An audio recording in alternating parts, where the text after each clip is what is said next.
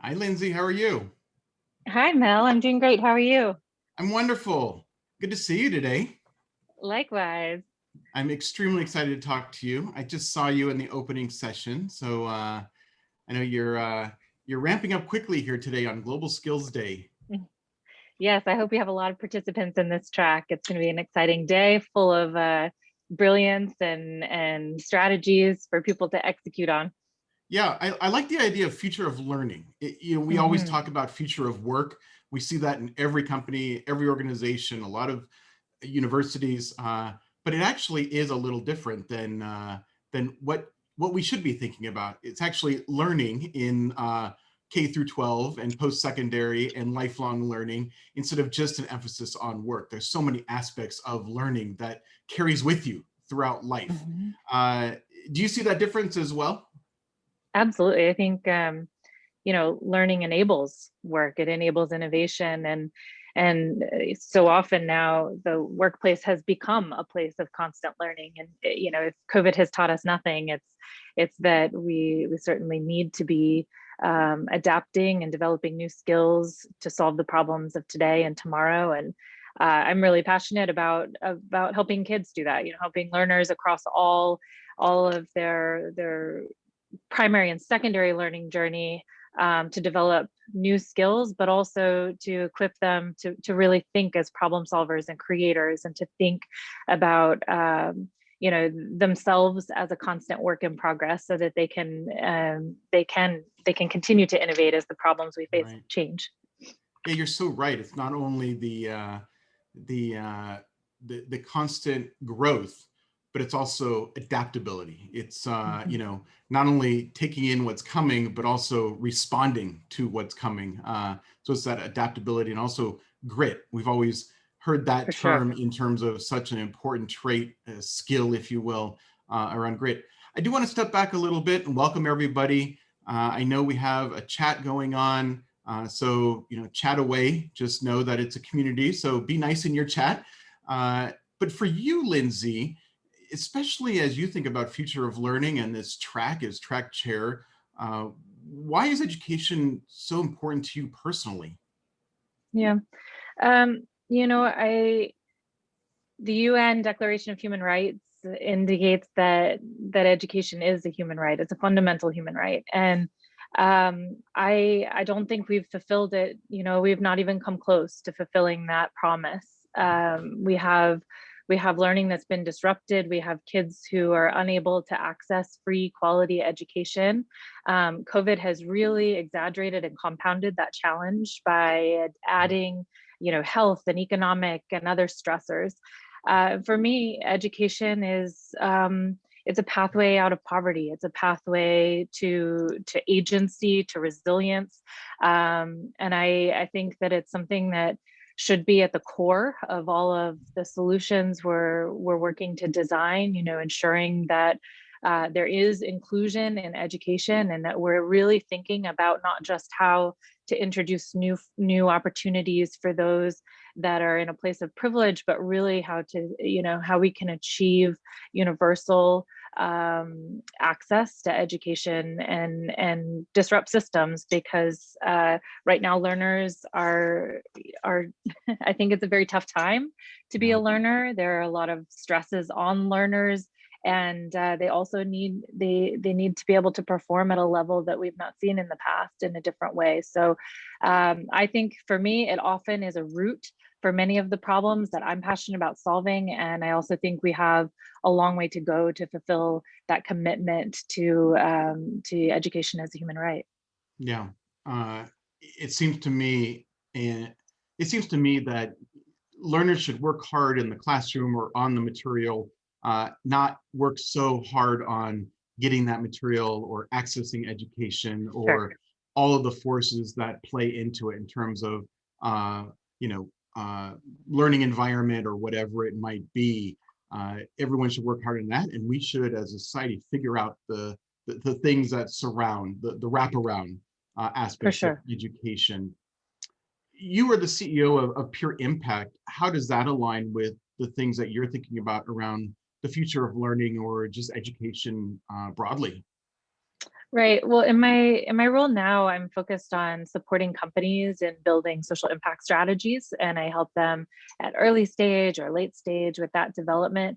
Oftentimes, these are ed tech companies or companies that are really looking at education as one of their strategies to solve for environmental crises or for poverty alleviation. You know, whatever outcomes they're targeting.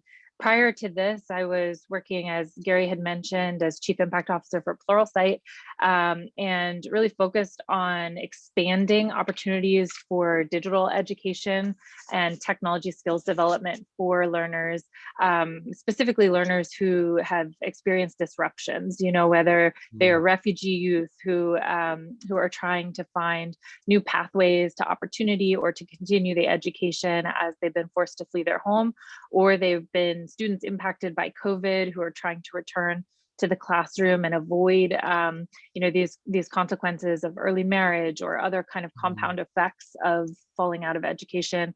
And you know, there are so many different opportunity pathways that are developing, you know, in the intro session. I think that entrepreneurial ecosystem and just the abundance of innovations, that's also happening in the learning space. You see so many different massive online open source, you know, course catalogs. You see YouTube, you see all these different opportunities for learners and for teachers. But I think together we need to distill opportunities and make sure that accessing quality information and relevant information is really accessible to students and supported by the teachers and the other nonprofit practitioners that are in their ecosystems. It's a world of extremes when we talk about the future of learning or education, because you have, as you mentioned, refugee camps, which, you know, as many know, go from being camps to being cities. Since they are there so long, it's not really fair to call them camps. And then the other side of the spectrum of well-resourced neighborhoods. You know, just playing off what you just said, how do you think about that middle ground of making sure there's opportunity for all? Well, I think one critical factor is bringing those youth, those stakeholders to the table to have a conversation. I think it's also really important to understand and develop mastery in the ecosystem, because too often, especially, you know, through philanthropy or Western investments, you see a lot of prescriptive interventions where there's an expectation that the opportunity pathways will mirror those of more developed contexts, and that's not always the case. It's you know, what may be relevant and an opportunity to work in a refugee camp or a, you know, a sort of more informal setting is may not be the case in Silicon Valley. And you know, right before COVID hit, I had the opportunity to travel to Mosul, Iraq, with Norwegian Refugee Council, one of our nonprofit partners at the time.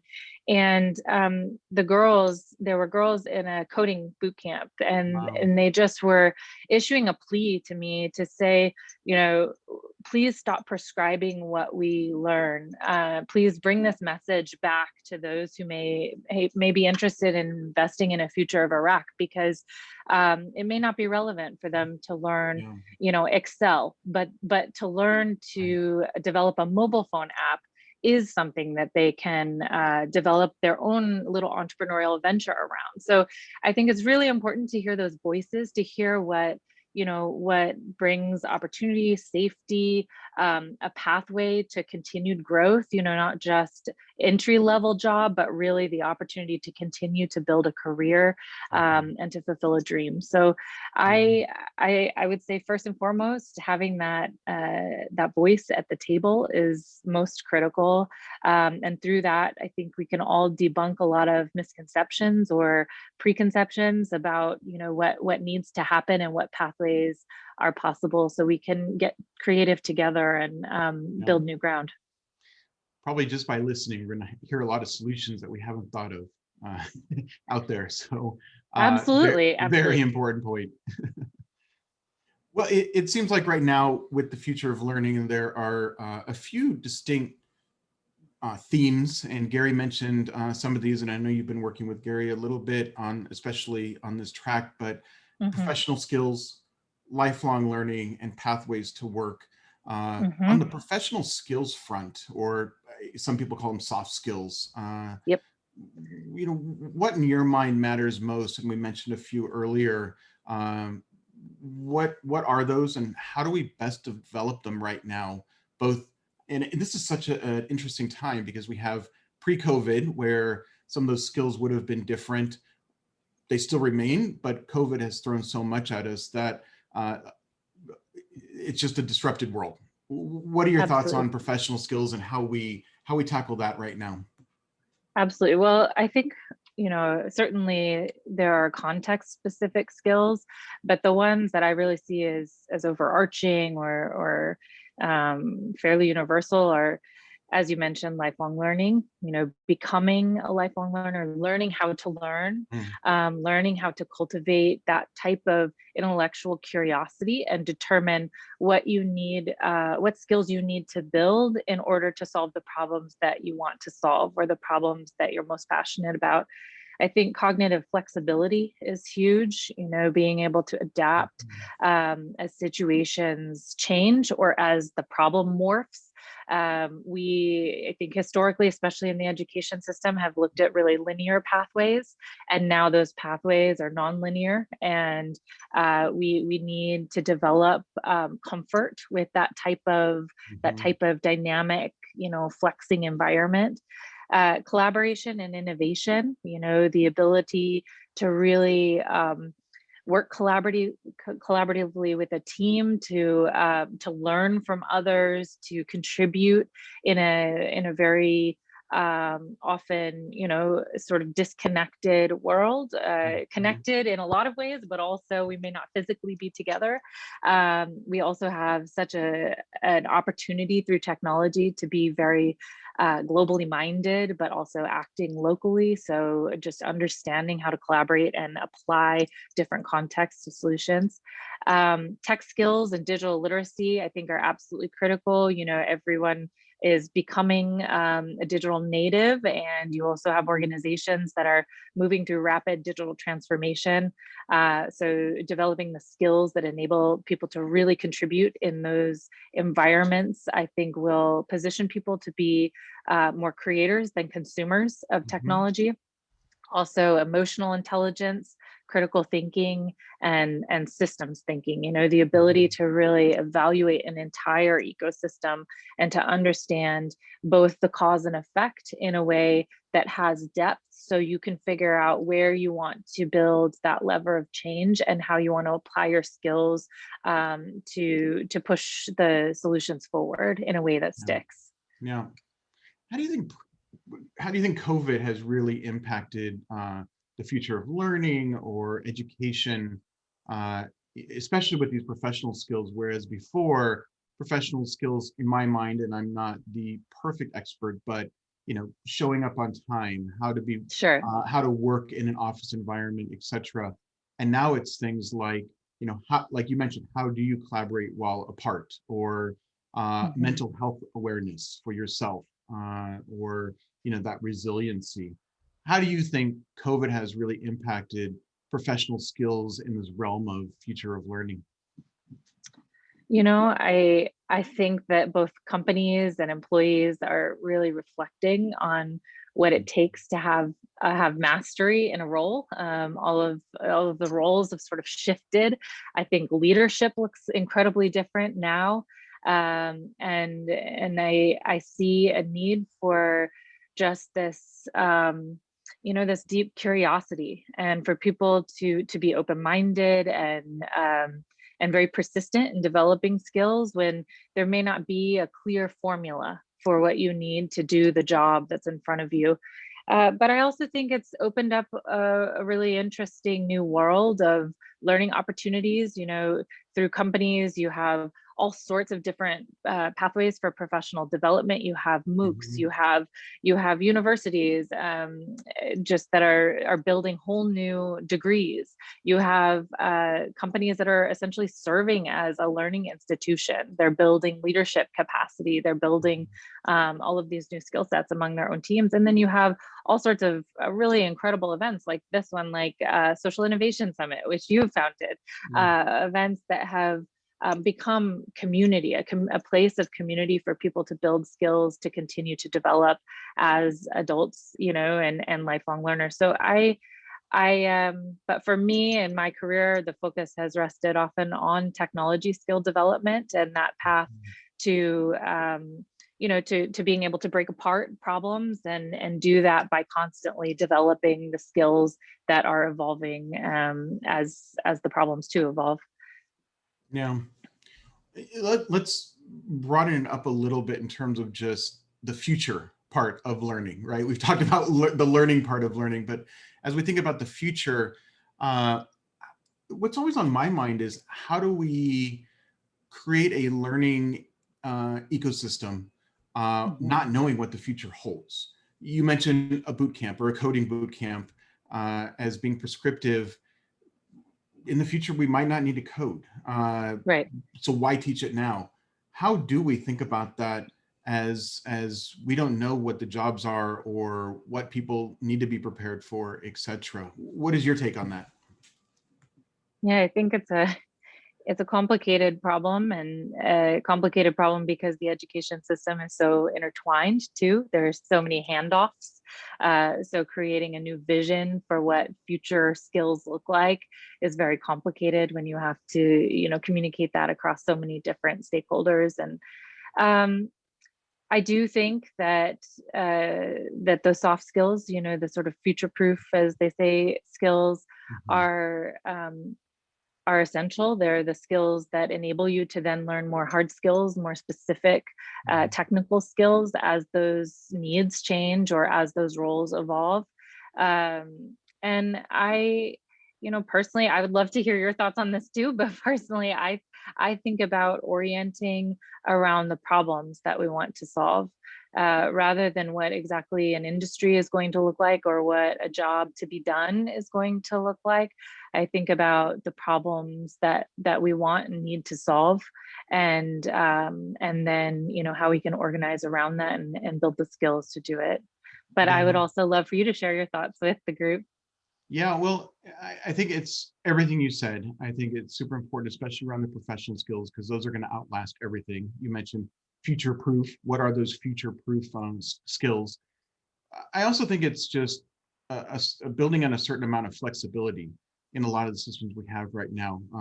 Companies, but also the education systems, K through 12 and post-secondary in particular.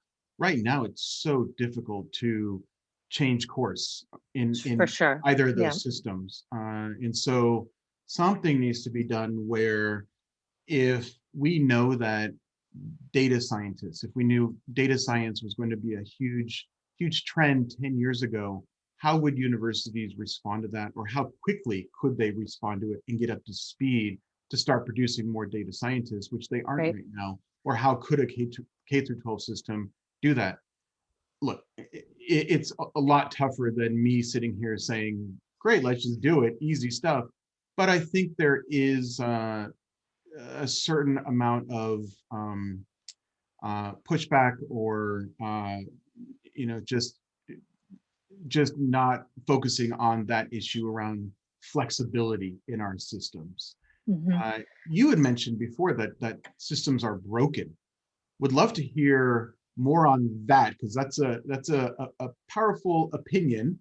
I agree with it, but I want to make sure that we can talk about that a little bit. What are your biggest worry areas as you look at these big systems? You know, I think it comes back partly to what you just said around flexibility. I think there's the industries and the opportunities to work are evolving so rapidly. Even when we just look at the last year and a half, you know, with COVID, the landscape of opportunities has changed pretty dramatically, and it becomes as if you're losing a lost generation of students because the students can't pivot and adapt. They don't have the resources within their existing school systems, if those school systems are stable, to be able to prepare for those skills. So I see a lot of reactive interventions, the quick boot camps, the quick prep. I think that there's a lot of power in that rapid skill development, but I also see a need for us to really double down on longevity and think about how we're going to preserve those skills and also continue to stack skills, to progressively build skills that enable people to grow in a career, to become a leader, to reduce wage gaps. Those are the types of things that will ultimately start to resolve issues of systemic inequality. But simple short-term interventions that are highly reactive don't work, and also very static long-term interventions don't work. I think one of the very exciting things about this track, for those who are already in it or who are watching it through the recordings, is that we have a lot of really just brilliant practitioners who are building these innovations. They're building innovations that are relevant, that are responding to the context and the needs that they've identified, and they're also doing that at pretty incredible scale. So I think it is hard, as you said, too, Mel, to just overhaul the whole soup to nut system, worldwide. But these flashes of innovation that we can continue to scale, to replicate, and also to replicate across contexts are really exciting for me. And that's what I'm hoping that others glean from this track today, the stuff that's working, the lessons learned, and how they can take that into their own context and innovate to drive opportunity for learners in their own regions. Yeah. One thing I'm worried about as we think about systems, and you brought this to my attention, the word durability. I love that word so much because there's so many layers of durability.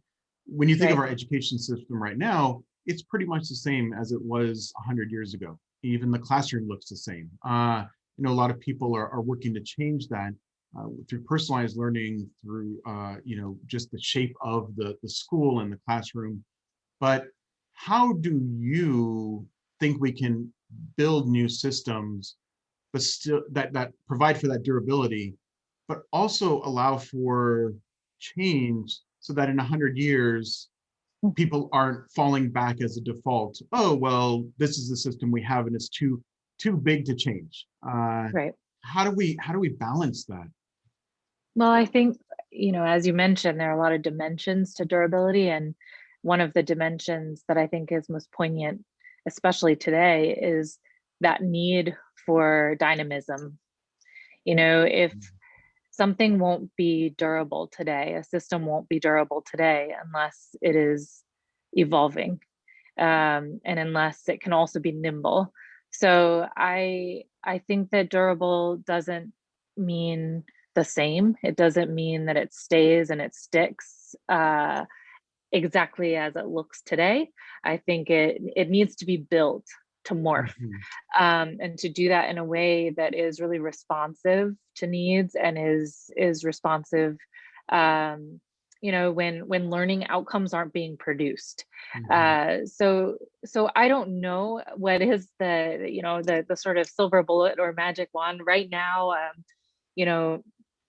I think we do have to balance the immediate responsive interventions with the more long-term development. We have millions of kids who are out of school or whose learning has been very severely disrupted by COVID, and the compound consequences of that will be very acute for years to come. So there is a need to repair that disruption, to get kids learning again.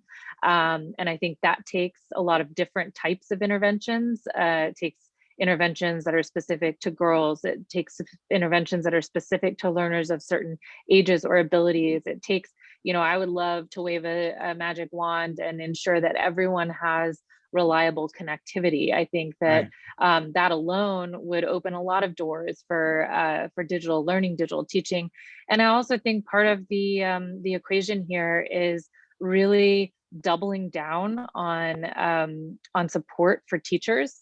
And I mean support sort of in the full the fullest way. I think we need to provide flexible funding that can be responsive. I think we need to really emphasize and prioritize teacher professional development that can also evolve as subjects morph and change, and student aptitude about certain topics change. And I'd love to see new topics like science introduced as more core curriculum. There's an interesting anecdote. I see a lot of schools that are grappling with restricted funding. And because that funding has been restricted, you'll see them take a field trip instead of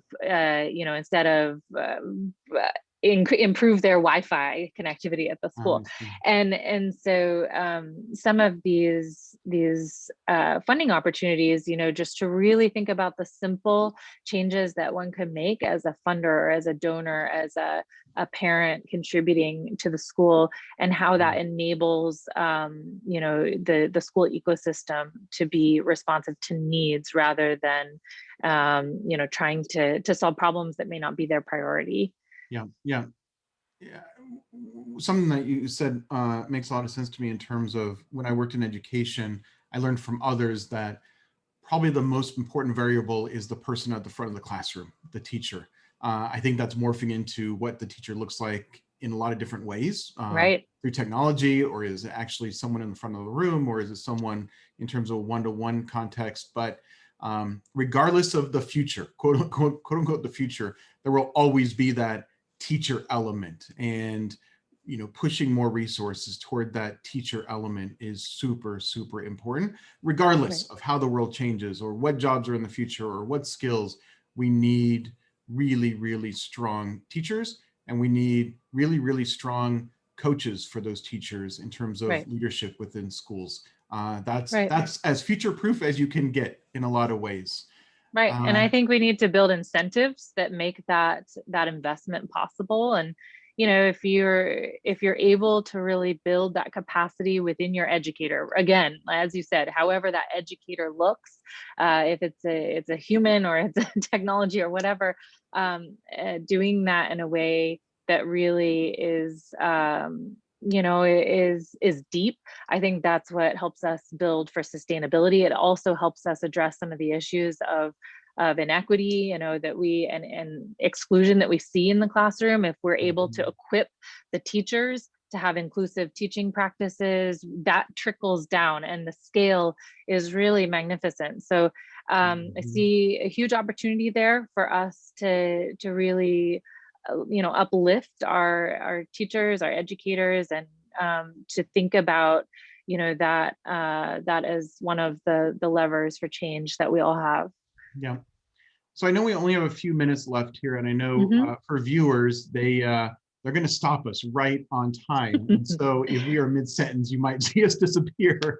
But one question that's on my mind as a final question, this whole idea around agency. Gary mentioned it, and you mentioned it previously. How do we build that? What's important there as it relates to future of learning, and then tied over on the entrepreneurship track as well? How do we build that agency? Yeah, I think building agency really requires us to build confidence, that if we can help people have experiences to build comfort with their skills and start to apply those skills, they'll see different applications of those skills over time. I also think it's really important to present opportunities for work that are tied to the skills you're developing, so that you can dream bigger.